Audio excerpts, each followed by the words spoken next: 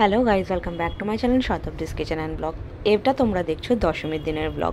তো সকালবেলা আমরা সবাই চলে এসেছি মণ্ডপে, আর এখানে এখন পুজো বিধি সব চলছে।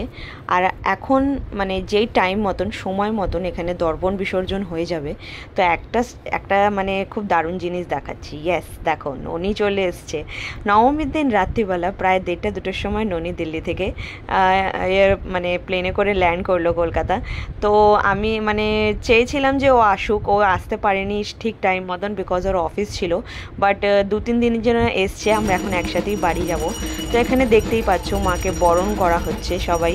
আমি এগুলো একটুখানি ফাস্ট ফরওয়ার্ড করে দিলাম, বিকজ এতক্ষণ ধরে সব দেখানো যায় না। তো সবাই এক এক করে এখানে বরণ করেছেন, তো আমি এই ভিডিওগুলো করে রেখেছি। তো আমি মা দেখো বরণ করছে, সেই সময় আমি এই ক্লিপটা করেছি। আর মানে আজকে এই সময়টা মা স্যুটই পরে এসছে, বিকজ তাড়াহুড়া করে তাড়াতাড়ি করে এসছে মা, তো অত সময় পায়নি সকালবেলাটা, তাই জন্য স্যুট পরেই চলে এসছে। এরপর যখন বরণ স্টার্ট হবে সেগুলো আমি তোমাদের সাথে শেয়ার করব। যারা জানে তারা তো দেখোই যে বরণ কিভাবে হয়, যারা অবাঙালি তারাও অনেকটা দেখতে চায় ভিডিওতে যে বরণ কিভাবে করি আমরা বা কি। ওরা বলে খুব সুন্দর লাগে, তোমরা যেই সিঁদুরটা খেলো। তো এখানে একটু পরেই দর্পণ বিসর্জন হয়ে যাবে। পুরোহিত মশাই দর্পণ বিসর্জন করে দেবেন। তো দর্পণ বিসর্জনের পরে সবাই মিলে বরণ করে মাকে পরে বিসর্জন হবে আসল জায়গায়। আর এরপর দেখো সব নাচ গান এখানে শুরু হলো। মা খুবই নাচতে ভালোবাসে আমার, আর আমিও ভালোবাসি নাচতে। বাট আমি আজকে আর বেশি মানে এখানে ভিডিও করলে আমি কী করে নাচবো, তো তাই জন্য আমি আর নাচিনি। তো মা এখানে নাচ করছে। আর বিকেলবেলা মানে বিসর্জনের আগে কিছু খেলাধুলা হবে এখানে। যেমন দিল্লিতে প্রতিদিন খেলাধুলা থাকে, কিছু না কিছু সাংস্কৃতিক অনুষ্ঠান থাকে। এখানে ওই জিনিসটা হয় না, তো এখানে দশমীর দিন হয় স্পেশালি।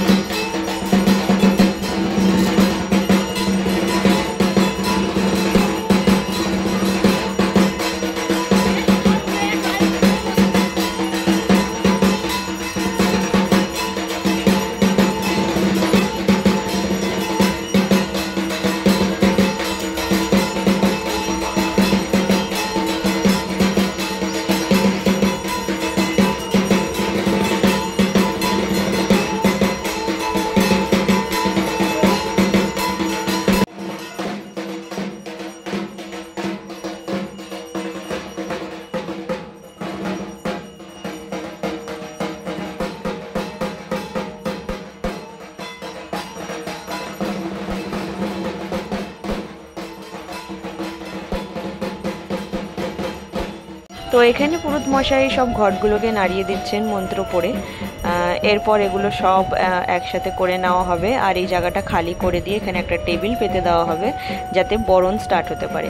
তো এই সময়টা দেখো কত ইমোশনাল সিন আমি ক্যাপচার করেছি। পণ্ডিতজি কাঁদছিলেন, আর সত্যি কান্নারই কথা। প্রায় 1 বছর পর মা আসেন 3-4 দিনের জন্য, আবার 1 বছরের অপেক্ষায় থাকবো আমরা সবাই।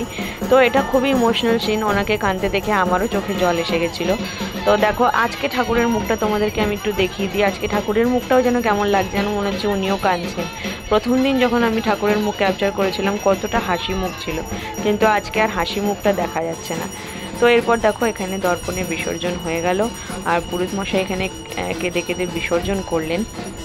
এরপর আমরা খাবো। আজকে এখানে হয় পান্তা মানে পান্তা ভাতের রিচুয়ালস আছে। তো পান্তা ভাত আর দধিকর্মা। তো একদিকে পান্তা ভাত মাখা হচ্ছে সব রকম ভাজা দিয়ে, কিছু শাকও হয়, আর একদিকে হচ্ছে দধিকর্মা মাখা হচ্ছে। তো এগুলো খেয়ে এখন আমরা চলে যাব বাড়িতে। আর তারপর আবার আমরা তৈরি হয়ে ঠিক 4টে-5টা নাগাদ চলে আসবো বরণ করতে। তো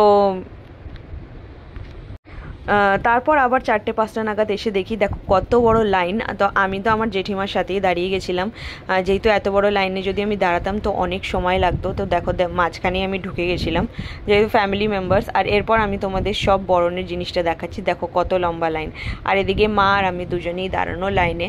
এখানে আমি দাঁড়ানো, আর এরপরে মাকেও দেখাচ্ছি আমি। এ দেখো মা, আমরা দুজন লাইনে দাঁড়িয়ে গেছি। আর এরপর সব রিচুয়ালসটা অ্যাকচুয়ালি এই ভিডিওগুলো রিয়া করেছে। তো আমি রিয়াকে বলছিলাম কাট করে করে ভিডিও করতে, বাট ও একটা ভিডিওর মধ্যেই প্রায় অনেকক্ষণ ধরে 5 থেকে 10 মিনিট ধরে একটা ভিডিওতে পুরো বরণের ভিডিওটা নিয়ে নিয়েছে।